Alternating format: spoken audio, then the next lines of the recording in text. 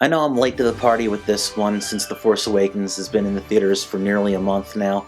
However, I've been wanting to take a look at a Star Wars game in video form, and there's been a number of them over the years, but there was really no hesitation or second thoughts as to which one I was going to do.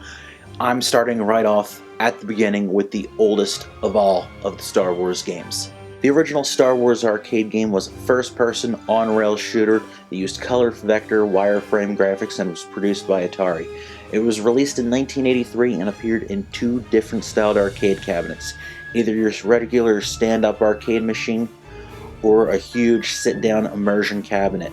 This classic arcade game has you taking control of Luke Skywalker, piloting an X-Wing fighter, dogfighting with TIE fighters, and ultimately blowing up the Death Star, just like in the scenes in the original film. The game was ported to a number of different platforms over the past 32 years, mainly 8-bit computer platforms at first. However, there were releases on both the Atari 5200 and 2600, among other second-generation consoles. I know I've mentioned it before, but it's kind of strange that the arcade game was produced by Atari, but then home ports for Atari systems were done by Parker Brothers.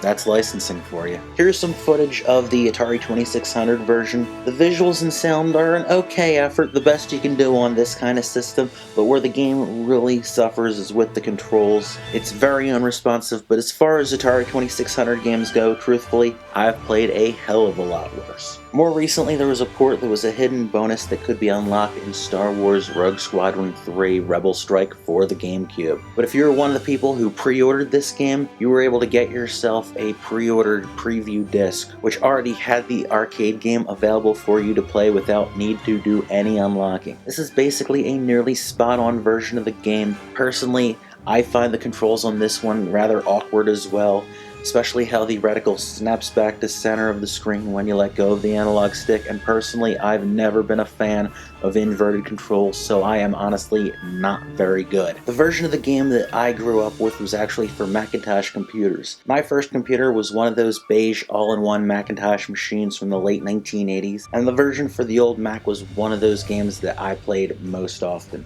It was a very good version, but it should be noted that playing this game with a mouse made it extremely easy. Unfortunately, this game is not compatible with OS X, so unless you have an old Mac or means to emulate a vintage Mac reliably, you probably won't be able to play this one. Like the arcade, this version has speech samples from the movie. The biggest difference is that the game is not in color on the Mac, but then again, a lot of the old Macintosh computers were in monochrome, so it really did not matter. This and the PC versions of the game were produced by Broderbund Software and released in 1988. It's also worth noting that there is a game called Star Wars Arcade for the Sega 32X, which is actually based on a 1993 arcade game from Sega, so it's kind of a different beast from the previously mentioned games. This game was met with very mixed to mediocre reviews. I'm personally not a fan of it. However, that classic arcade game, if you've got the means to checking it out, do check it out. If you like classic arcade games, you can't go wrong. Hope you've enjoyed this review. Thank you for watching, and I'll see you next time. Take care.